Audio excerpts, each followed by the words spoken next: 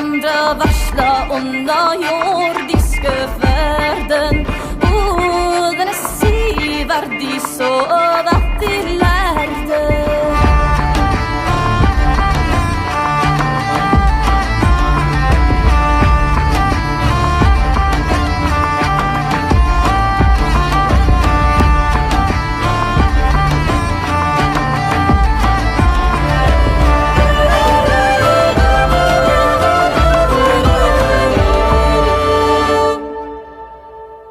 Halad greeted the man. Blessed be you by Thor, the defender of Midgard. Where can we find Jarl Sigurf and his sons? They are gone, the man replied. What did you say? Halad asked, unbelieving. Gone. They are all gone. Speak out, wise man. Where did they go? In the name of King Harald, answer me. All of a sudden, a loud female voice interrupted the investigation. Leave my mother's father's father alone. He's too weak to talk to you. Halad and Rolf turned around in surprise. A tall girl at the age of Rolf stood straddle-legged on the doorsteps of the hall, her hands confidently on her hips. Rolf was struck by her powerful expression and amazed of her courage to protect her great-grandfather. Who are you, girl? Rolf asked. I am Brana, Kaflinsdottir. State your business on our islands. We are looking for our father's brother, Sigurf. Is he here? The village looks empty. Halad responded. Can you prove that Sigurf is your kin? Brana inquired. Halad smiled viciously. If we lied, you would be passed around my men, and long before we would be done with you, your crippled relative there would swing gently in the breeze, a rope lovingly tied around his neck. Just take this as proof. Brana raised an eyebrow in disgust, but with a voice as sweet as honey, she replied, You're as pleasant as an arrow stuck through throat and neck. Rolf laughed out loud. Thank you for introducing us, Halad. My name is Rolf. Please take my word.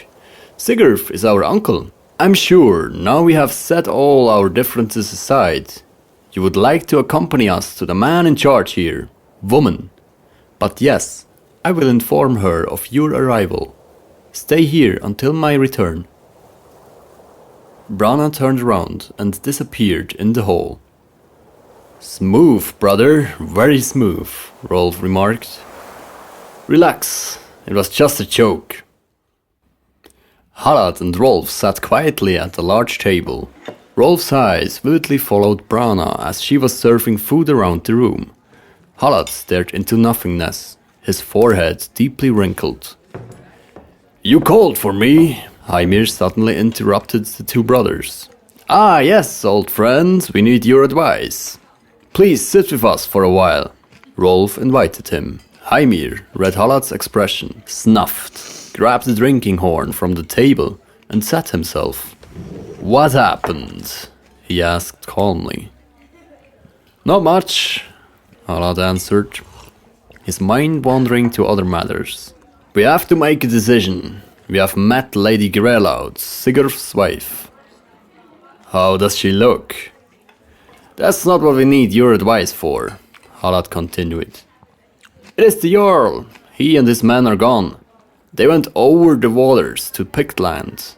They want to conquer those Picts or Scots or however they call themselves. Lady Grelaud told us they wanted to meet with a certain sea king called Thorstein the Red. I have never heard of him. Hymir was pondering.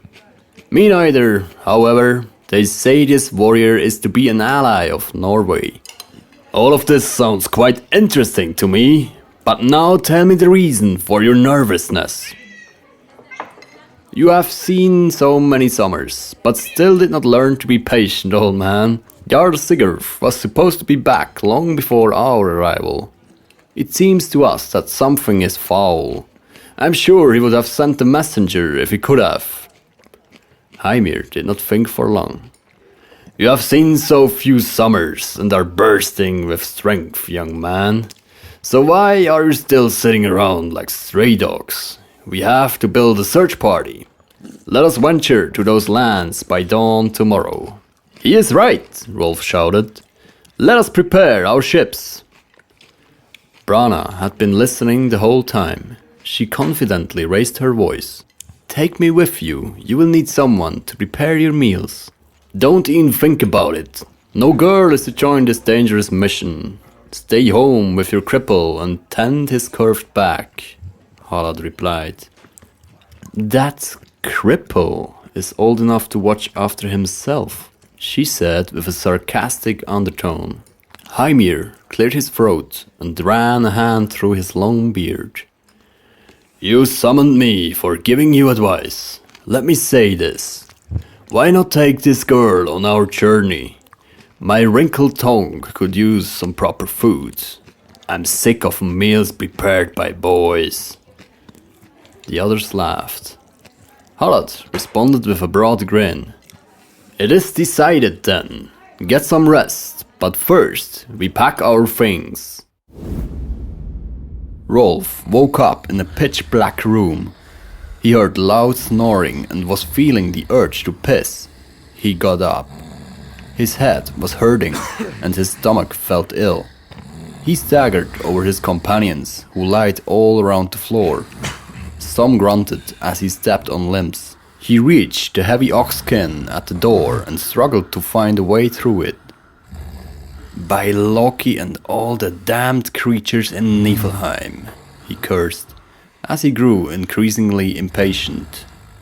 A sharp gust of cold wind took his breath when he passed through and finally stepped outside. He looked around, as if he had seen this place for the very first time. Between hiccups, he tried to orient himself. Slowly, it came back to him. Last night, after the provisions had been restocked, under the strict orders by Brana, they had started to exuberantly drink and feast. Rolf smiled when he thought about the night. He had sung, fought and drunk like a real man does. He swayed back and forth while urinating. Am I still that drunk, or does that sound like some man rowing? He belched, then narrowed his eyes, stared intensely towards the dark grey sea. The dawn was coming up slowly. Far away in the mist, he suddenly noticed the blurred outlines of two dragon ships. Rolf's mood sank immediately. There would be no adventure, no event to prove himself if Jarl Sigurd returned now. He picked up a stone and drunkenly threw it. His gaze followed the trajectory of the flat stone leaping over the water. All Father, he mumbled. Astonished, he looked at the ships, which were now mere 400 steps away. There were no dragon heads at the bow, but white elk antlers. These ships were not of Jarl Sigurd. It took Rolf a few heartbeats' time to realize the grave significance of that fact.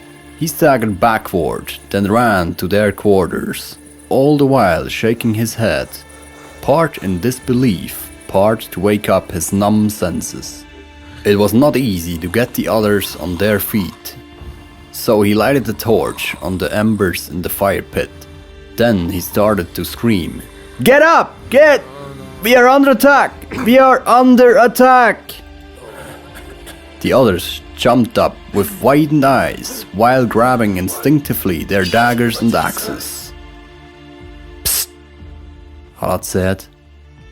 "Calm down, brother. Calm down. What happened?" "I was down by the sea, taking a piss, when I noticed two ships closing in fast," Rolf explained himself.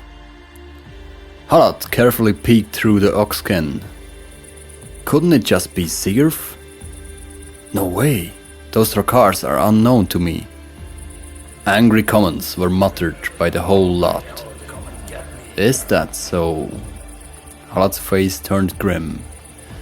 Then let us prepare a little surprise for them. Arnie, run to our ships. Inform the Night Watch to stay put. You must hide as well as you can on the ships. When we attack, board the enemy's ships. Go, now. Yes. Rolf, run from hut to hut. Get everyone up quietly. Women and children to the great hall. Men to the stables. Meet us there as well. Go. Yes. Heimir, take 3 men. Go to the hall.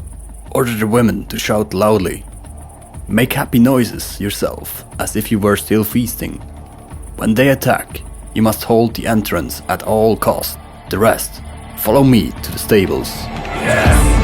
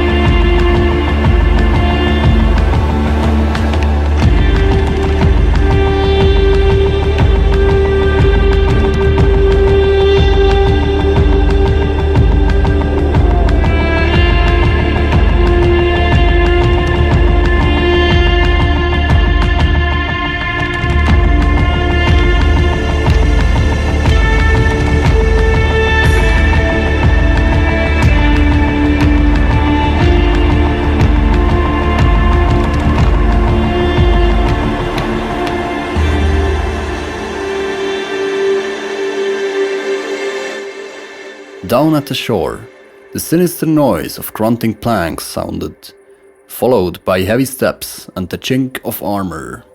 Rolf saw Brana for a quick moment when he woke up her household.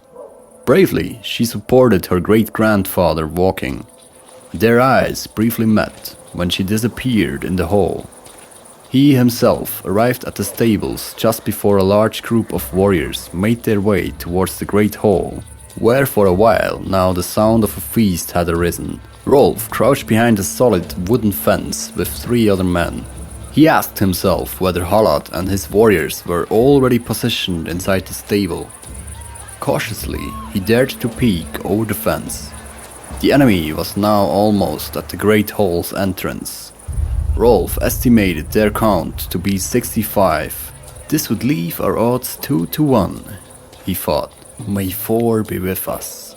He flexed his arm muscles to prevent getting cramps. While the others checked their weapons, Rolf peeked again. The intruders stood close to each other, scrambling to get inside the great hall. Abruptly, loud screams penetrated the night when Heimir struck down the first intruder in the hall's doorway. The stable doors banged open, and in front of a column, Harald sprinted straight towards the hall. In one motion, Rolf was over the fence. Nobody shouted, just the sound of fast-moving steps warned the invaders. A few men in the back ranks turned around in disbelief. Hastily, they tried to form an improvised shield wall. It was too late. While Heimir cut down the enemies in the narrow doorway of the hall, with the efficiency of a butcher the night before Yule, Harald's formation, 12 ranks deep and 2 wide, formed like a spear with Harald at its tip and crashed into the unaware foe. A jerk went through the column, and it slowed down on impact. Rolf turned to his right, made a few quick steps and felt the men in his back following. They now formed a line. Hacking, stabbing and pushing, they pressed on. Right in front of Rolf, an abnormal big man winded himself to get some room. But the pressure from all sides made it impossible, so he resorted to headbutts. With his helmet, he struck down his own man to his right. The clamor all around Rolf rose to a deafening level. He stared his opponent in the face and a shiver ran down his spine. Astonished, he observed the rich engraved helmet. From behind the face guard, dark eyes flashed wickedly. Rolf lifted his shield to protect himself from the heavy sword blow that followed instantly. The sword scraped across his shield and with the sound of an axe chopping wood, hacked into the unprotected face of Rolf's neighbor Thorstein. Blood splattered all over as Thorstein sagged on his knees. Rolf's heart contracted.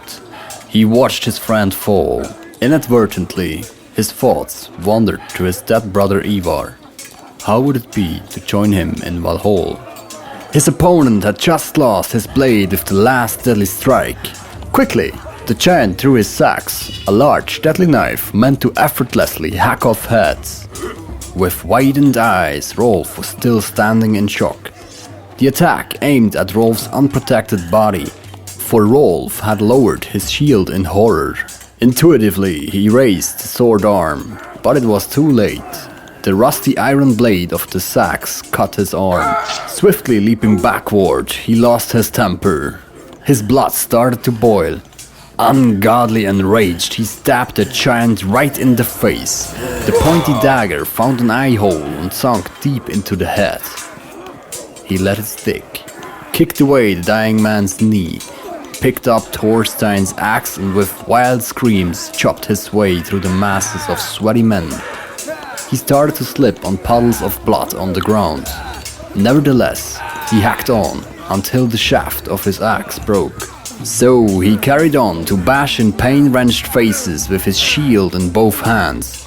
He only came to his senses when he reached the Great Hall's wall and the enemies were so decimated he was surrounded only by familiar warriors. He let go of his shield that he apparently last had used to sever an intruder's jaw. Rolf examined the body-littered ground. The smell of entrails and excrements made him vomit.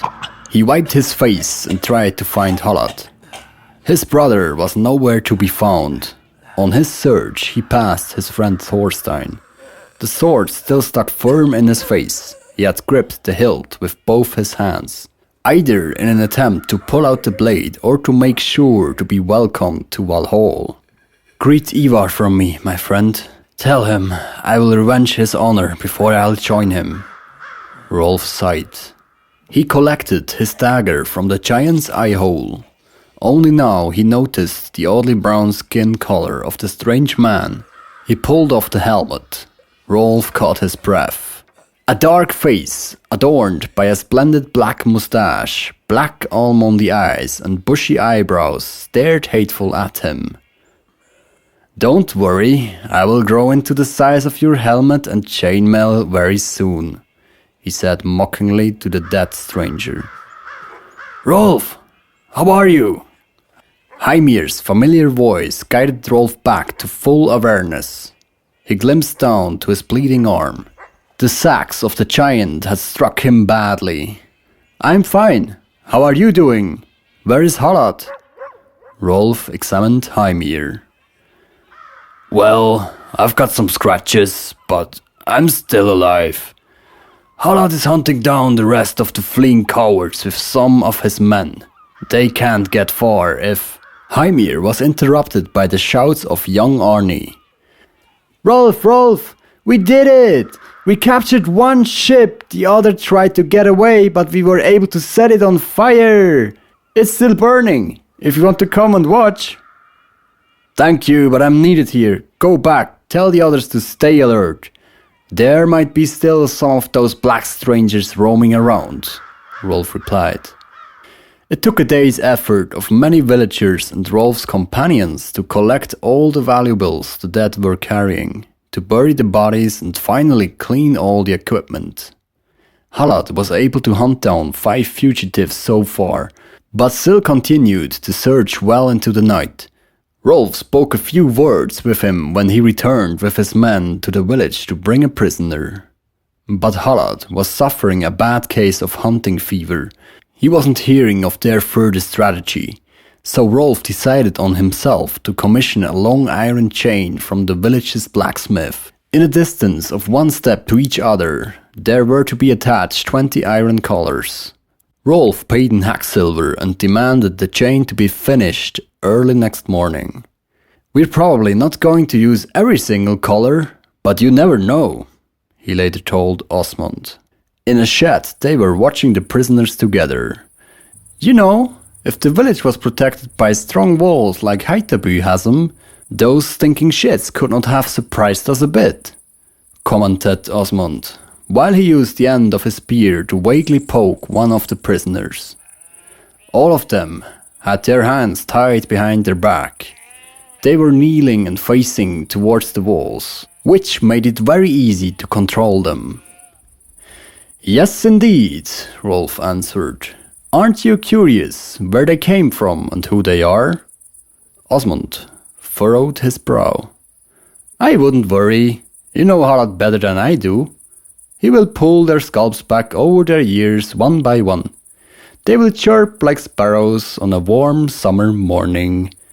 After that, we will know more about their life than about our own." Rolf chuckled. He always enjoyed Osmond's company. The total lack of concern which that young man displayed spread contagiously everywhere he went. "You're right. I should relax. Tomorrow we are going to get heaps of answers." Rolf leaned back in his chair, moved his head from side to side to release some tension in his neck. He listened to the night watch patrolling through the village down to the pier as he glanced around the room. One of the prisoners turned his head to the side and stared with his black eyes directly at Rolf. His dark face was cut and swollen, but still his teeth shone white when he whispered almost inaudibly, "Hell."